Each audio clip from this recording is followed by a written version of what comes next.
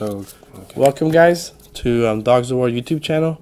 Today we got part 2 of our Doomtown Reloaded New Town, New Rules Saddlebag review.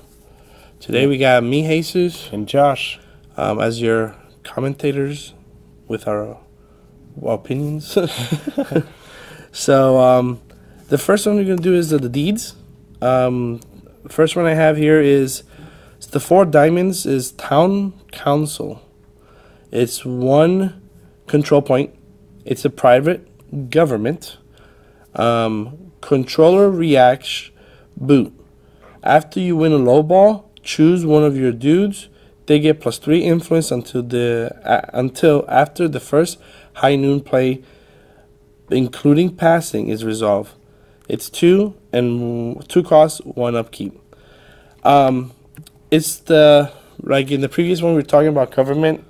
This is one I think is maybe the second or third government location. There's Rafi, who the law dogs, who moves people to government deeds. This is the second one of those. Yeah.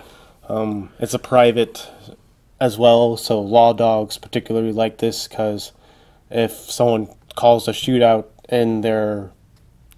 at this location, it puts a bounty on them, which procs a lot of their abilities. However, the reaction of this, it's not very law doggy. Yes. Really? Oh, actually, yeah. So what you do is so you win the low ball. You choose one of your dudes to get +3 influence.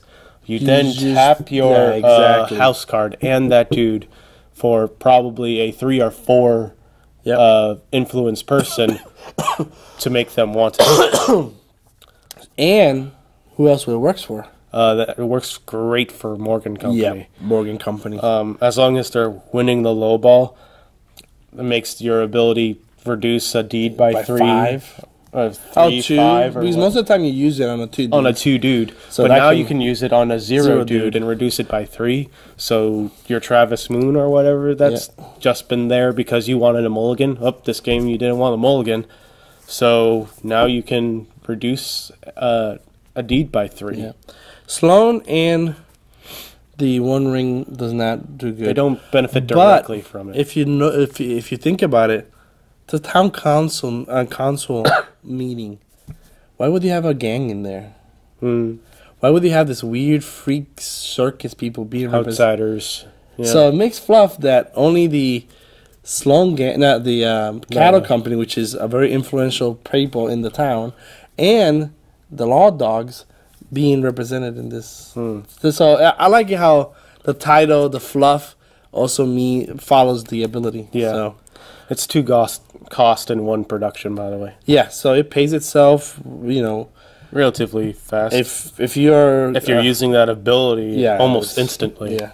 So things very good. The R&D Ranch. It's a 6 of diamonds. It's 1 control point. It's private, a ranch, out of town, and experimental. A lot of traits. Experimental is the first time. I think that's the first time I've seen. Maybe a few gadgets, but I think the mechanical horse is actually experimental as well. Oh, I mean deeds, sorry. Oh, deeds, excuse me. It costs 3, produces 0, but it has a controller noon boot action, gain 2 ghost rocks, and pull. If it's a club, discard, and all cards at this location. It blows up. I love the fluff. I love it. It just blows up. You have this little section of your town with this weird place making these experimental, and it goes mushroom. So, it's one of the only out-of-town locations that have a control value to it. A control point value. Yeah. True. So, that right there forces your opponent to kind of commit to these out-of-town deeds, or at least keep that in mind with their strategy or their influences. So, it's kind of a big deal. And if you, I don't know if it's possible, but you're kind of a resident Morgan guys. Morgan, for the people. For the people. Could you build a deck with no spades? With no clubs? Clubs, sorry. It's no clubs, which means no events, which means you're kind of sacrificing Oh, your shootout. a lot of your shootout control. Because if you could play him with Kyle, and double dip. Try and double dip. You know how much money you'll be getting out of this? Well, that's 4 a turn. You know, Assuming you control it. So the fun part would be someone playing that, or, you play this, and the other player commits a lot of cards to it. or even better, Or put the other person. jokers inside your deck. Like when they show up, you pick what they are. So if your opponent is there, Just it's a spade. Boom! All your guys go with your opponent. everything goes. So I think it's cool that there's that kind of flavor of just randomness. Yeah. It's I love it. I love the flavor. Props to AEG. I love how you're keeping the flavor in this game. The fun elements of it, and with the whole pull mechanic, you add randomness to the game. Even though you, as a player, can control that randomness in a very big aspect. So, okay, that's it for the Yep, that was all the deeds in the Deeds. pack. So now we're on to events. events, and make them sweat. It's an ace of clubs. Shootout. Boot your dude to reduce another dude's bullet rating by your bullet dude's rating. If their bullet rating is 0 or less, boot them. 0 cost. So And I love the fluff. I'll start praying if I were you. it's another good control for shootout. Yep. You have to boot a dude in order to do it, and that dude has to have a bullet value. Yep. But I think it's good for the shotgun. If you know you have initiative, my first turn, play this, reduce the guy with your shotgun to 0, or whatever, and so they only get the +1 from the shotgun. Or if you go negative, they could get the negative. The shootout. Oh, okay. For targets for the shotgun. Yeah. Okay, I gotcha. So because shotgun, we both have seen it's very, it hurts. It hurts. Yeah. So I think it's a very good card to deal with it. You know what I'm saying? Grab your 3 stud. No, your 3. Your 2. Okay. Yeah. Your okay. 2 not stud. To draw that Who's he's not not going the to be shooter. your shooter. He's still only going to give you +1. So exhaust him, use this ability, and save the shotgun. Hopefully, hopefully you're getting them to 0 so that you boot them. So if you boot him, then and you win the shootout, and hopefully makes them run away. Oh no, they could still They could still run away with the booted guy. Never mind. My question was to keep the booted guy there so you could shoot him again and get him. So There's 3 other events that share that suit value. yes, that's the problem. So we have Lady Luck, which you can discard as many cards as you want during the sundown phase. Okay. It's okay. That I could see. This could easily substitute it. So no. Hired Gun, place a dude from your discard pile into your hand. Law Dog plays some of that. No, Law Dog. If you're playing Stephen Wiles, it's amazing. But you have to have a kind of a low value dudes in your deck in order to give some warrant to this. Yeah. And then establishing who's in charge. It's a 1 cost event. It's a noon job. Mark an in-town deed. If successful, the deed permanently gains a control point. So I kind of different feel than what Make Them Sweat is. I think the primary concern with all of this, the other cards, is it's not a shootout. None of them are shootout actions. True. So this, if you want to make a shootout deck, then Make 'em Sweat is a better option than the other ones. Mm-hmm. Even though establishing who in charge will generate a shootout. So if you want to get, if you're trying to call out your opponents and he's running away or avoiding fight, that's something that could kind of initiate a combat. So, but I think it's good. Yeah. The next card is the Two of Clubs Back Ways. It's a noon action. Move your wanted dude to another dude. Move your wanted dude to another location without booting. It's a 0 cost. Sloan. I mean, anybody can be wanted, so anyone can be wanted. But Sloan wants to be wanted. Moving, it's a movement mechanic without booting. It's solid. No, it is. I think it is going to see play. Yeah. The problem is there's a lot of good cards in the Two of Clubs. Another 3 different events that share that same slot. Make the smart choice. It's a shootout action. Replace a dude's bullet or reduce a dude's bullet by their influence. That dude may move home and become booted, even if already booted. Which is a card that sees play. Mm-hmm. Trespassing. This one's okay. Sometimes it's trespassing. Noon, choose a private deed you own. Other players' dudes there must move home booted or gain 1 bounty each. So, I mean, that's kind of situational. If you're facing Sloan, they're going to be like, okay, I'll take a bounty. And then bottom dealing. It's very... I've seen that play, especially Law Dogs. Anyone who wants to run a... a not cheating hand. Actually, you know what?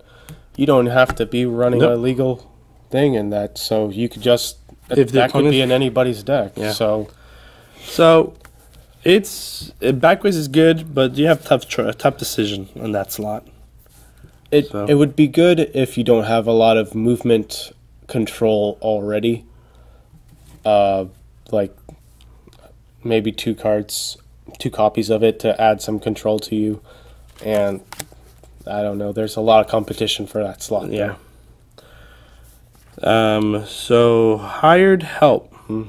7 of clubs. Shootout. A 2-stud gunslinger token enters play and joins your posse for 3. The other one we have to compare this to is Bounty Hunter. And Bounty Hunter, I think it's 2. It's 1 or 2. Okay. And you get a 2-stud token also on a wanted dude, and he immediately calls him out. And I think the wanted dude cannot refuse. Yes. Which is great for sniping, you know. But once it's done, the token leaves. This one, it stays. It's permanent. You just get a 2-stud dude, no influence guy into your posse permanently. It's decision. I'm not saying the other one is worse than this. They're just 2 different cards. So we can ask ourselves, you can run both because it's not part of the same slot. No. So, but do I think a 2-stud 0 influence blank card is worth 3? In a lot of circumstances, I can justify that. And in fact, I think that's actually pretty low for a 2-stud 0 influence card. Especially since it's not a dude. Because once you play a dude, the dude is out on the board and that card is there. Here I'm playing a card, getting a token. This card goes to my not graveyard. Once I cycle through my deck, now I'm drawing this card again. Another dude. Yep. Another dude. I have 4 of these. You know, and if you want 4 of the other ones, dude, I'll have a private army doing my bidding. You know what I'm saying? Yeah. So it's interesting. I like it. Two other events Yes. in the same 7 slot. Run them down, you don't see that much. No. You have to be playing horses, and it's very situational horseplay. Pin down, though, you do see. Pin down is almost a must-have in most, like, shooter decks.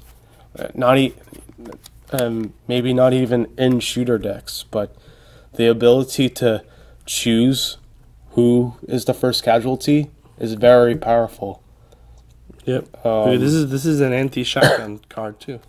Yep, another minus to bullets. That person is the first casualty. Yep. It's picking off cards that you don't want to face anymore, and it offers a lot more control in the shootout. So It has a hard slot, you know, but gives you good for deck building ideas, you know. Oh yeah, Choices. Next card in the pack is Too Much Attention. It's a 10 of clubs. 0 cost. Noon. It has 2 different noon actions that you can proc. You can't proc both of them. The first one is Noon. Boot a wanted dude. The second action is Noon. Boot a card worth 1 or more control points.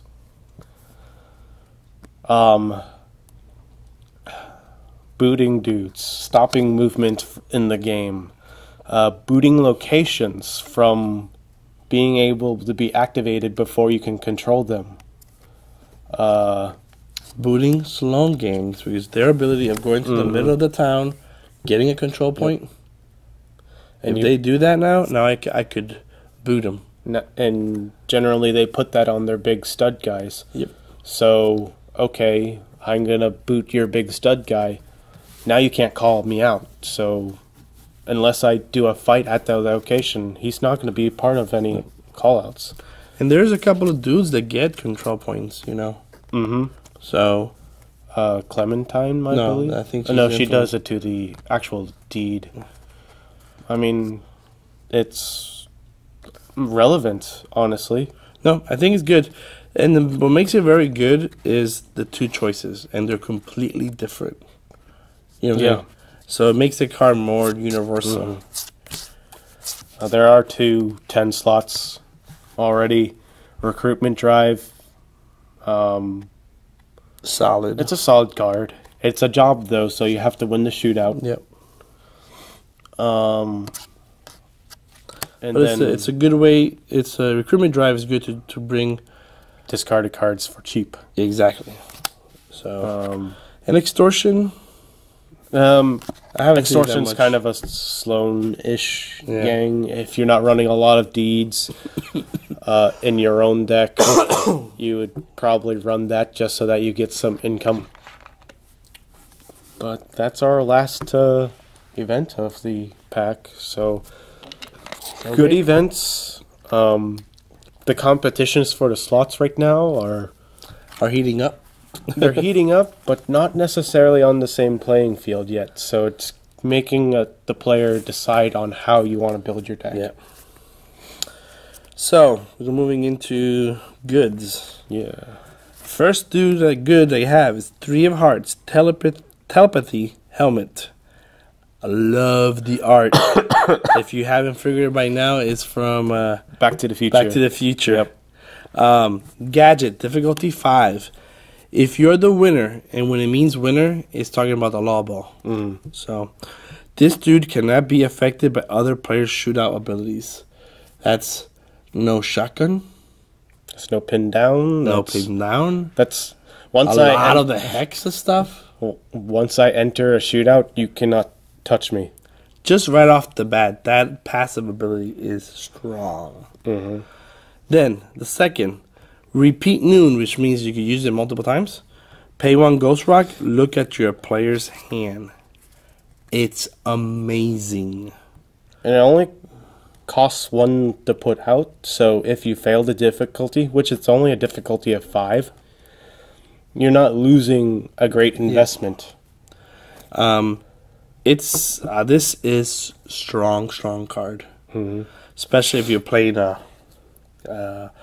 Mad Scientist deck, which is right now Cattle Company's the strongest one. They have the most mad Yeah. scientists capable right now. So this is amazing. I love it. I love it. And the fluff. Great Scott! They flat out knew what they were referencing Yes. with the art, and they just rolled with it. The Problem is, it shares the slot of shotgun. Yep. And shotgun is a very strong weapon. Yep. But I think it's two different type of decks. I mean, they kind of play in the same field as they both deal or have something to deal with shootout effects. But if you're not running Mad Scientist, you're obviously going to have the shotgun instead of the telepathy helmet. So if you're running the Mad Scientist, the shotgun kind of falls out of favor, I would think, just for the anti-control of the other cards that exist.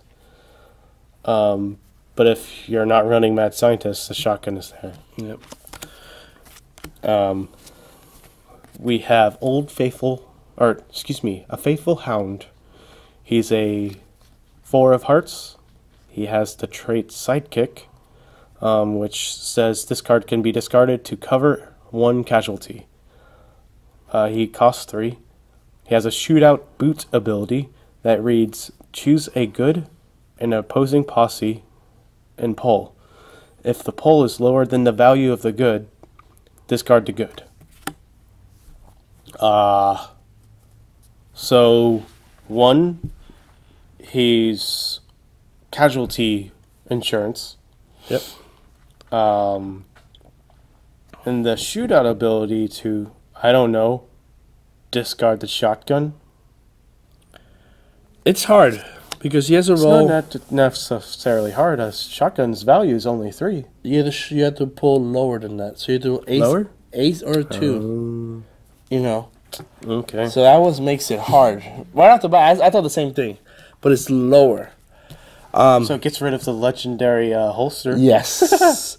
Legendary Heroes will be the biggest target. And I'm assuming that they're going to have future more goods but higher cost. Or higher value. Yeah. And it doesn't have to be a weapon either, though. No. It could be a hex. Yep. It could be... No, hex are not goods, are they? Oh, yeah, they are goods, yeah. Yep.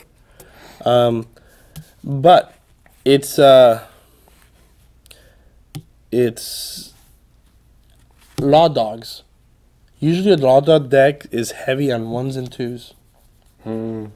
So that will have a better chance of triggering this. Yeah. And I'm curious if A&G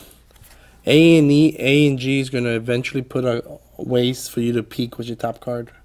Ooh.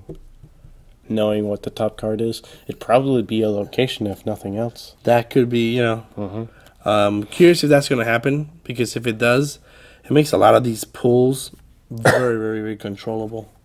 So, I think Faithful Hound will see play eventually when they'll get more big abilities. Or maybe if there's a deck Big goods. that revolves around it, perhaps. It's on that low end, so maybe you can create a deck that stays on that low end. A lot. There's also, besides the Faithful Hound, we have It competes with Whiskey Flask. We prefer, I don't know, do you prefer a whiskey or a dog? I mean, let's ask what we're talking about here. If we're talking about drinking, I'd rather have the whiskey.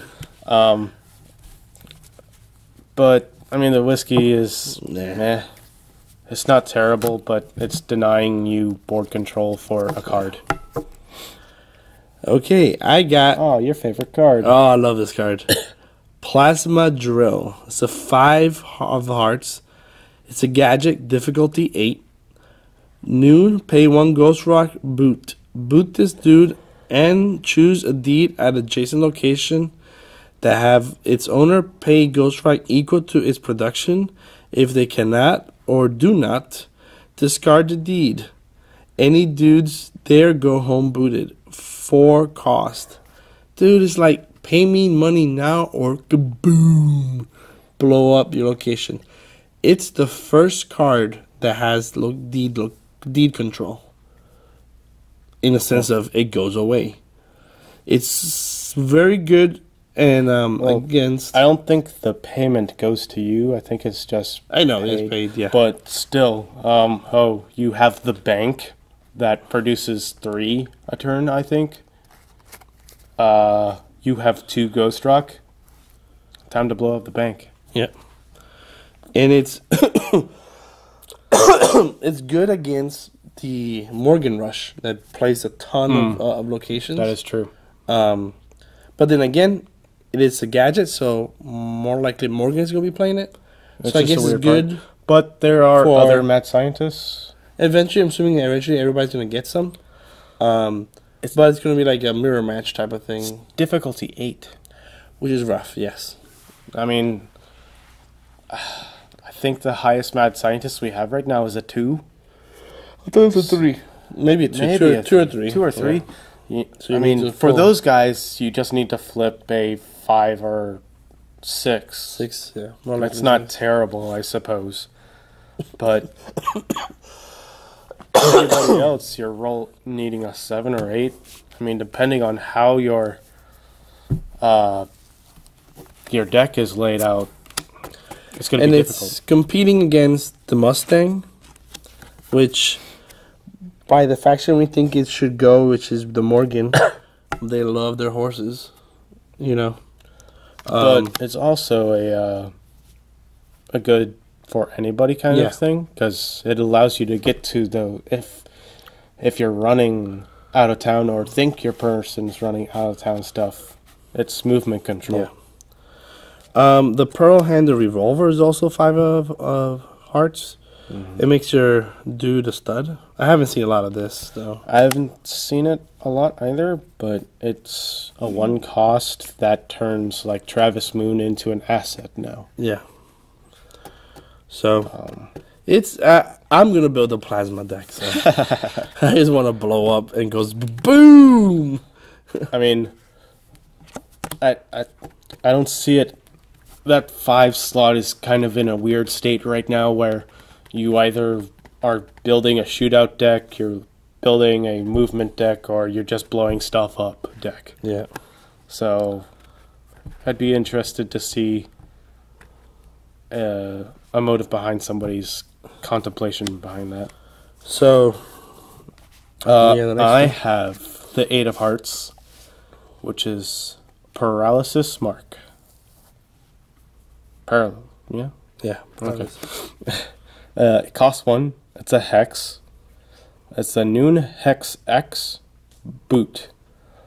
X is the value of a dude at this or an adjacent location. Boot that dude. So